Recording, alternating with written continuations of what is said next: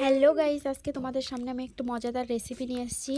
মাত্র 5 টাকা খরচ করলেই তোমরা এত সুন্দর একটা কেক বানাতে পারবে, তাও আবার চকলেট কেক। আর ঘরে থাকা উপকরণ দিয়েই তোমরা সহজেই বানিয়ে ফেলতে পারো একটা সুন্দর কেক।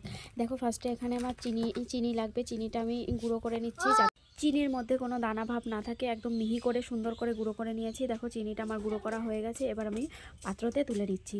এরপরে একইভাবে আমি বিস্কুটটাও ওইভাবে গুঁড়ো করে নেব। দেখো, বিস্কুটটাও আমি সুন্দর করে মিহি করে গুঁড়ো করে নিচ্ছি।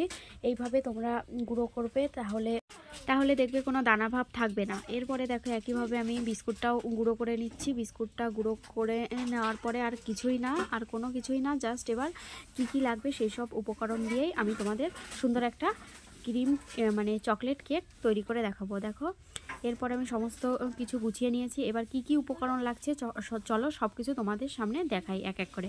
এখানে প্রথমে লাগছে ডিম, তারপরে চিনির গুঁড়ো, বিস্কুটের গুঁড়ো, ময়দা, ইনো, কাজু বাদাম, ওখানে আছে কিশমিশ, আর এখানে সাদা তেল।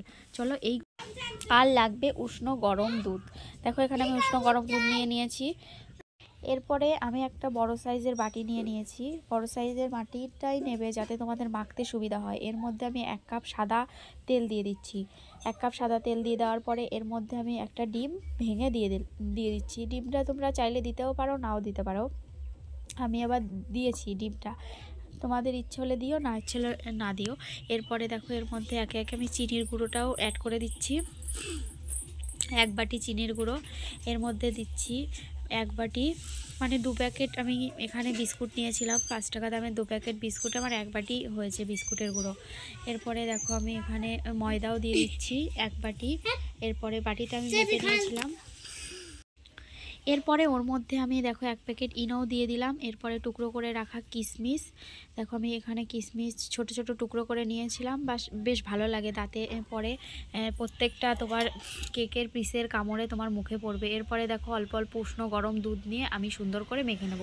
যতটা দুধ লাগবে ততটা পরিমাণে আমি দুধ দিয়ে সুন্দর করে মেখে নিচ্ছি। দেখো, আমি এখানে 2টো কাঁটা চামচ একসঙ্গে নিয়ে মাখছি। তোমরাও এইভাবে মেখো, তাহলে মাখতে খুব সুবিধা হবে। দেখো, আরেকটু দুধ লাগছে, আমি দুধ দিয়ে ব্যাটারটা মানে আমি এখানে বেশি গাঢ়ও করিনি, মানে একদম পাতলাও ব্যাটারও বানাইনি, একদম গাঢ় ব্যাটার বানাইনি। আমি ঠিক মাখতে প্রায় আধা ঘন্টা ধরে মাখতে আমি এরকম ব্যাটারটা বানিয়েছি। তোমরাও এরকমই বানাবে, বেশি পাতলাও না, একদম বেশি গাঢ়ও না। এরপরে আমি একটা বাটি নিয়েছি, সেই বাটির মাপে আমি সুন্দর করে একটা কাগজ কেটে নিয়েছি আর সাদা তেল মাখিয়ে নিয়েছি। ওর মধ্যে আমি ব্যাটারটা ঢেলে দিচ্ছি। দেখো, ব্যাটারটা দেওয়ার পরে তোমরা একটু ব্যাটারটা পুরোপুরি দেওয়া হয়ে যাওয়ার পরে তোমরা একটু বাটিটা ঝাঁকিয়ে নেবে। দেখো, এখানে আমি বাটিটা একটু ঝাঁকিয়ে নিচ্ছি যাতে ভেতরে কোনো ফাঁকা না থাকে।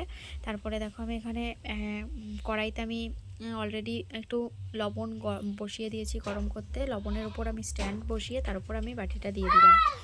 এরপরে আমি একটা থালা চাপা দিয়েছিলাম, আর এর মধ্যে আমি কাজুটা সুন্দর করে সাজিয়ে দিচ্ছি চারিপাশ দিয়ে। এরপরে দেখো, থালা চাপা দিয়েছিলাম, কিন্তু কেকটা আমার এতটাই ফুলেছিল যে থালাতে একটু মানে লেগে গিয়েছিল। এর জন্য আমি একটা থালাটা সরিয়ে আবার গামলাটা দিয়েছিলাম মাঝখানে। তোমাদের একটু দেখালাম। দেখো, ফাইনাল লুক দেখো কেমন লাগছে দেখতে। আর দেখো, আমি একটা সুন্দর পরিষ্কার এখানে কাঠি নিয়েছি। কাঠিটা দেখো আমি কেকের মধ্যে দেব। যদি কাঠির সঙ্গে যদি কেকটা লেগে যায় তাহলে বুঝবে যে তোমার কেকটি হয়নি। আর যদি কাঠির সঙ্গে না লাগে, দেখো এখানে লাগছে না, তাহলে ভাববে যে তোমার কেকটা পুরোপুরি হয়ে গেছে। তারপরে দেখো, আমার কেকটা হয়ে গেছে, এখন আমি নামিয়ে দেবো। দেখো, নামানোর পরে আমি ঠান্ডা করে নিয়েছি। তারপরে দেখো, আমি এখন মানে কেকটা তুলছি। আমার তুলতে খুব একটা সমস্যা হয়নি। দেখো, খুব সুন্দর উঠে গেছে। দেখো, এখন তোমাদের থালাটা উপর করে আমি দেখাবো। দেখো, উঠে যাচ্ছে একাই। দেখো, এখানে আমি এই থালাটাতে আমি নামিয়ে নিচ্ছি কেকটা। দেখো, আমার কেক নামিয়ে নিলাম। কেকটা দেখো, খুব একটা পড়েও নি, আর হালকা একটু না পড়লে ভালোও লাগে না, হয় না। তারপরে দেখো, এখানে কেকটা আমি কেটে নিচ্ছি। খুবই নরম হয়েছে, তোমরা কাটাটা দেখেই বুঝতে পারছো কেমন নরম হয়েছে। খেতেও খুব টেস্টি হয়েছে।